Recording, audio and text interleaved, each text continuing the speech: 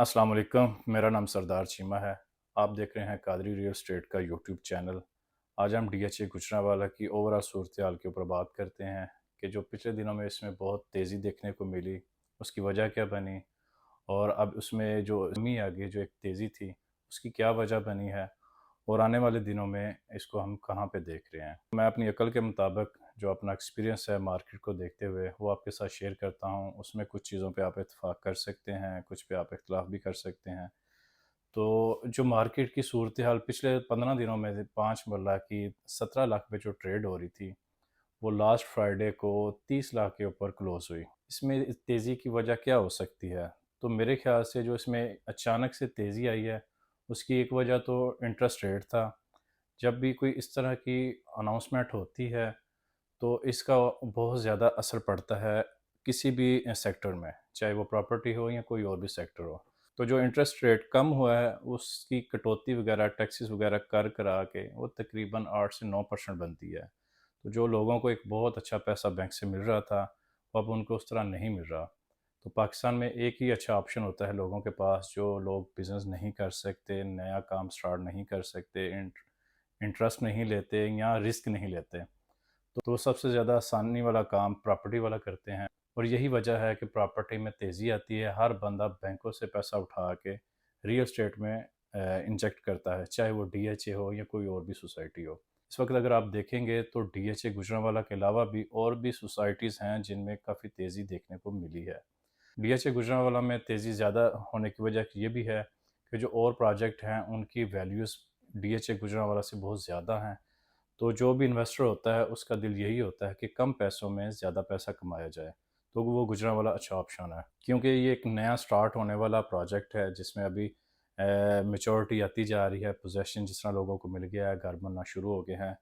ये भी मैं आपको बता दूँ कि यहाँ पे इस वक्त 200 तकरीबन 25 घर जो है ना वो स्टार्ट हो चुके हुए हैं, जिनमें कुछ रहायशें भी हैं, कुछ कंप्लीट होने के करीब हैं। तो जब मैच्योरिटी किसी भी सोसाइटी में आती है तो उसके रेट जो है ना वो कम से कम स्टेबल ज़रूर हो जाते हैं, कम ना नहीं होते, बढ़ना शुरू हो जाते हैं, लेकिन उसकी चाहे स्पीड स्लो हो। तो एक तो वजह इंटरेस्ट रेट थी, फिर डीएचए गुजरांवाला में एक और चीज़ भी थी।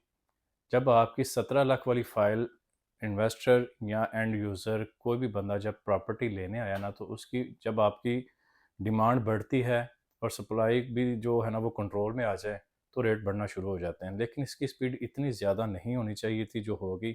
उसकी वजह भी एक ये है कि 17 वाली 18 की ट्रेड हुई, फिर अगले दिन 19 की हुई, फिर 20 की हुई, ये इस तरह चलती गई। फिर एक दिन अचानक से ना ये 4-5 लाख का जो गैप जब शुरू हुआ ना, मार्केट तेज़ हुई, तो उसमें ये था कि कुछ हमारे डीलर्स की भी गलतियाँ हैं, कुछ इन्वेस्टर्स की भी गलतियाँ हैं माज़रत के साथ। उसमें होता ये है कि वो फिर हवा में चलना शुरू हो जाती है। जो जेन्युइन ट्रेडिंग हो रही होती है ना, उसमें फिर आर्टिफ़िशियल लोग भी ना अपना रेट बढ़ाना शुरू कर देते हैं। जिसका ट्रांसफ़र नहीं हो रही होती, सिर्फ़ यहाँ से टोकन पकड़ा, आगे दे दिया, आगे चाहे वो डीएच में प्रोसेस के लिए गई है या नहीं गई, आपका 2 लाख 3 लाख वैसे ही बढ़ गया। तो इसका रिज़ल्ट इन दिनों में आपको देखने को मिलेगा। जिन लोगों ने फ़ाइलें ली थी बहुत तेज़ी में और 5-6 लाख का जब डिफ़रेंस आया, तो आपने जब अपने डीलर से, अपने इन्वेस्टर से, जिससे भी आपकी डील थी, जब आपने उनसे डिमांड की, फ़ाइल की, तो आपको बड़े ऐसे मसाइल देखने को मिलेंगे कि उन लोगों ने वो डील मैच्योर की नहीं थी, प्रोसेस की ही नहीं थी। इन चीज़ों से बचने के लिए सबसे पहले तो मैं आपको बता दूँ कि आप डीएचए गुजरांवाला के किसी भी ऑथराइज़ के साथ उसके साथ काम करें, जिसको डीएचए गुजरांवाला ओन भी कर रहा हो। और फिर उसके बाद जो आपको पर्सनली जिस बंदे को आप जानते हों, चाहे वो नॉन रजिस्टर्ड भी हो, लेकिन बंदे का मयार, उसकी जो है ना पहचान, उसका तारफ़ अच्छा हो, तो उसके साथ भी आप काम कर सकते हैं। ज़रूरी नहीं कि डीएचए के जो रजिस्टर्ड हैं वो सारे ही अच्छे हों और जो नॉन रजिस्टर्ड हैं वो सारे ही बुरे हों।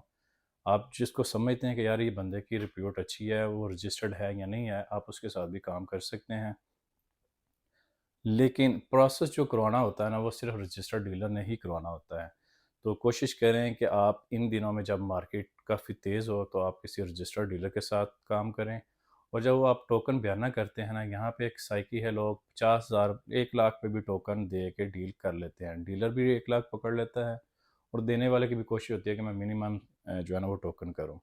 ये एक अच्छा तरीका नहीं है। इसका अच्छा तरीका यही है कि आप कम से कम 5 लाख टोकन करें, ताकि आप जिस बंदे को दे रहे हैं, अगर वो मुकरता है जब मार्केट तेज़ हो जाती है, चाहे इन्वेस्टर हो या डीलर हो, तो आप एक कानूनी रास्ता इख्तियार करें तो भी आपको कोई लॉस ना हो। आप वहाँ से लेके पैसे कहीं और से फिर चीज़ परचेज़ कर सकते हैं। जब आप 1 लाख करते हैं तो उसमें डिफ़रेंस जब ज़्यादा आ जाता है तो फिर मसले मसाइल ज़्यादा बनते हैं। तो इन चीज़ों का भी आपने ख़्याल रखना जब मार्केट तेज़ हो। अच्छा, दूसरी बात ये है कि जब मार्केट स्लो थी, जहाँ 17 लाख पे ट्रेड कर रही थी 5 मरला या 28 लाख पे ट्रेड कर रही थी 10 मरला, तो उन दिनों में लोग फ़ोन तक करके रेट नहीं पूछते थे, ना विज़िट करते थे, ना कोई इंटरेस्ट शो करते थे। जब 17 से 20 हुई है तो लोगों की कॉलें आना शुरू हो गई, यहाँ पे रश लगना शुरू हो गया। तो क्यों नहीं ऐसा करते लोग कि जब 17 लाख की हो, मिनिमम रेट पे आ रही हो और जब आपको बताया जाए कि यहाँ पे इन्वेस्टमेंट कर लेनी चाहिए, तो उस टाइम में क्यों नहीं करते? एक तो सवाल ये आपके लिए छोड़ के जा रहा हूँ, ये एक बड़ी ज़रूरी चीज़ है। जब आप एक चीज़ को समझ लेते हैं कि यार ये मिनिमम रेट पे है, इसको आप परचेज़ कर लेना चाहिए, तो आपको फिर उसको परचेज़ करना चाहिए। अब जब 30 लाख के ऊपर आ गया तो वही बंदा था जो 17 लाख पे लेना पसंद नहीं था कर रहा, वो अब 30 लाख में भी परचेज़ कर रहा है। अब जब मार्केट में थोड़ा-सा डिप आया है, जो एक इकोनॉमी की एक साइकी है, वो ऐसे फ़ौरी ऊपर नहीं जाती। उसने थोड़ा-थोड़ा चलना होता है, फिर रुकना होता है, फिर चलती है। ऐसा नहीं होता कि जब मार्केट चल रही हो तो फिर चलती जाए। इसमें कुछ स्टेप्स होते हैं, वो आपको उसमें देखना ही पड़ता है।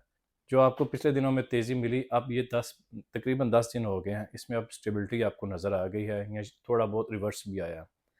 यही टाइम होता है जब मार्केट बिल्कुल डिप कर जाए, तो आप तब दोबारा आपको मौका मिलता है कि आप इन्वेस्ट कर लें और इसने दोबारा बढ़ना ही बढ़ना है।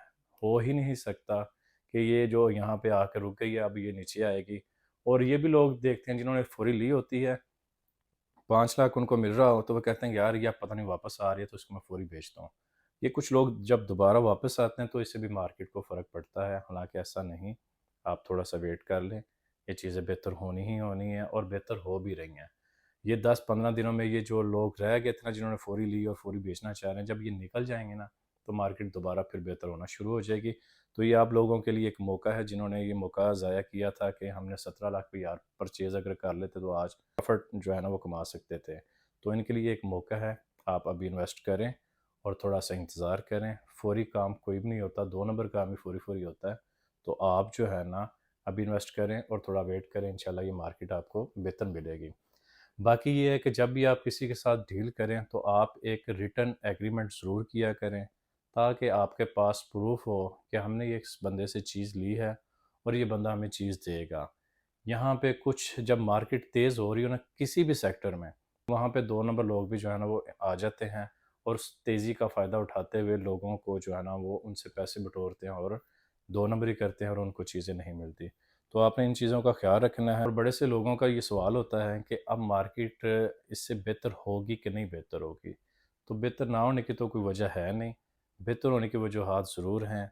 अभी जो एक इंटरेस्ट रेट था वो कम हुआ और मज़ीद कम होने का भी बताया गया है गवर्नमेंट की तरफ से कि सिंगल डिजिट में आ जाएगी। तो उससे मज़ीद पैसा जो है ना वो बैंकों से निकलेगा और यहाँ पे प्रॉपर्टी में ही आएगा ज़्यादा से ज़्यादा। और उसके अलावा जो है जो टैक्सेस वगैरह थे, एफबीआर के टैक्स थे, स्टैम्प ड्यूटी थी और गेन टैक्स, एफईडी वगैरह थी, एक्साइज़ टैक्स वगैरह थे, वो भी रिवाइज़ के लिए जो हैं वो गवर्नमेंट के पास गए हुए हैं। तो इंशाल्लाह उम्मीद है कि ये चीज़ें चंद ही दिनों में या 1 हफ़्ते 2 हफ़्ते के अंदर-अंदर ये क्लियर हो जाएँगी, तो इसमें मार्केट बहुत बेहतर पॉज़िटिव की तरफ जाएगी। इस मौके का फ़ायदा उठाते हुए आप रियल एस्टेट सेक्टर में इन्वेस्ट करें, ख्वाह वो डीएचए गुजरांवाला हो या आप जिसको करीब समझते हैं कि यहाँ पे इन्वेस्ट करनी चाहिए। क्योंकि हम डीएचए गुजरांवाला को डील कर रहे हैं, तो हम यहाँ पे आपको ही रिकमेंड करेंगे कि आप यहाँ पे इन्वेस्टमेंट करें।